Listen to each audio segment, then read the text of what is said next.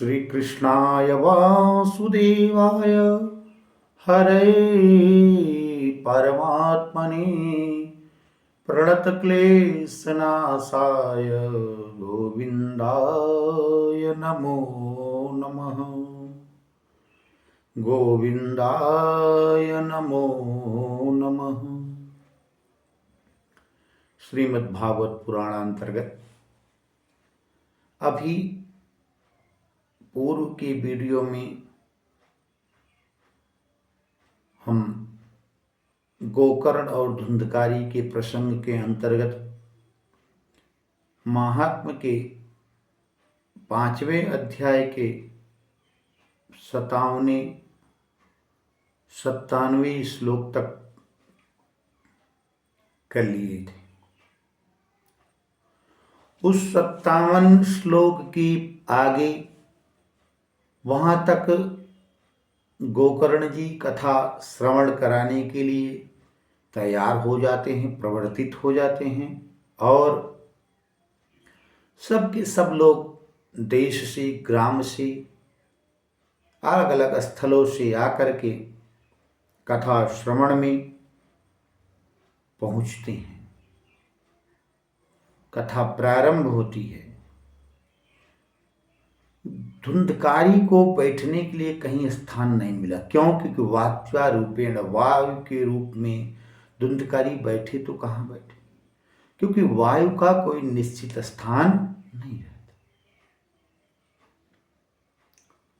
तो एक पास में ही 7 गांठ का बांस पड़ा था, उसमें एक छिद्र था। उस छिद्र के माध्यम से उसने सोचा कि हम इसमें प्रवेश कर जाएंगे, इससे अच्छा मेरे लिए स्थान भी कोई नहीं। सो वही करता है। धुंधकारी प्रवेश कर जाता है और वहीं से बैठ करके उस सप्त ग्रंथ के बांस में कथा श्रवण करता है। कथा प्रारंभ होती है। तन्मूल छिद्रमाविश्य श्रवणार्थं स्थितो हसो वातरूपी स्थितिं कर्तुम् अशक्तो वंशमासित। उसी वंश में माने वायु रूप में बास में ही स्थित हो जाता है। आगे वहीं से बैठ करके उस श्रीमद् भागवत कथा रूपी अमृत का पान करने लगता है। वैष्णवं ब्राह्मणं मुख्यं श्रोतारं परिकल्प्य स प्रथम स्कंधतः स्पष्ट माख्यानं धेनुजो करोत्। धेनुजो गोकर्ण, धेनु से उत्पन्न होने वाला धेनुज। कह धेनुज गोकर्ण धेनुज। गौ के गर्भ से उत्पन्न होने वाले को धेनुज कहा जाता है। धेनुज जी ने प्रथम स्कंद से श्रीमद् भागवत के महापुराण का वाचन प्रारंभ कर देते हैं।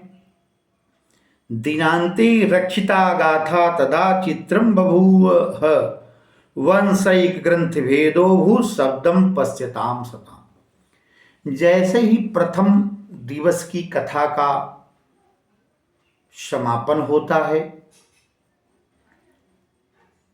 वैसे ही उस बांस की एक गांठ चट करके टूट जाती है। आश्चर्य की घटना है।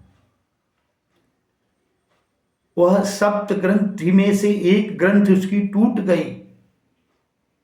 सब लोगों ने उस शब्द को सुना, लेकिन देख नहीं रहे। हो सकता है धूप है या किसी कारण से टूट गई। इसके बाद द्वितीय हनि तथा सायं द्वितीयो ग्रंथ भेदनम। दूसरे दिन की कथा की समापन पर दूसरी ग्रंथि भी टूट जाती है। इसी के साथ एवं सप्त दिनस चैवा सप्त ग्रंथि विभेदनम, 7 दिन तक आते आते सातों ग्रंथियां टूट जाती हैं। कृत्वा स द्वादश स्कंध श्रवणात् प्रेततां जहौ, और संपूर्ण 12 स्कंधों को श्रवण करके 335 अध्यायों की कथा का श्रवण करके प्रेतत्व नष्ट हो जाता। इस कराल कलयुग में विडंबना ये है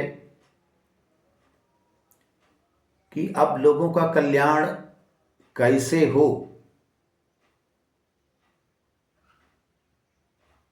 कहने को तो सब कहते हैं कि मैंने कथा श्रवण कर लिया है,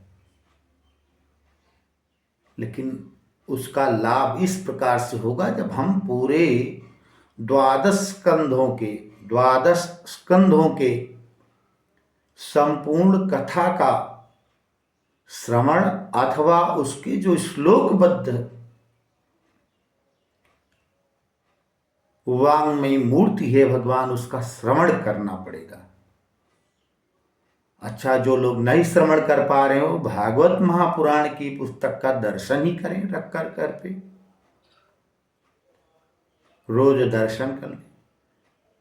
जो लोग कुछ जानते हैं थोड़ा बहुत, वो एकाध श्लोक का पारायण करें प्रतिदिन, तब जाके कल्याण होगा। उसका प्रेतत्व छूटता है। धुंधकारी की क्या होती है आगे की व्यवस्था, धुंधकारी फिर क्या करता है, इस सबको, इस प्रसंग को लेकर को कि हम अगले वीडियो में पुनः उपस्थित होंगे। तब तक के लिए सभी लोगों को जय श्री कृष्ण, जय श्री राधे श्याम, जय जय श्री।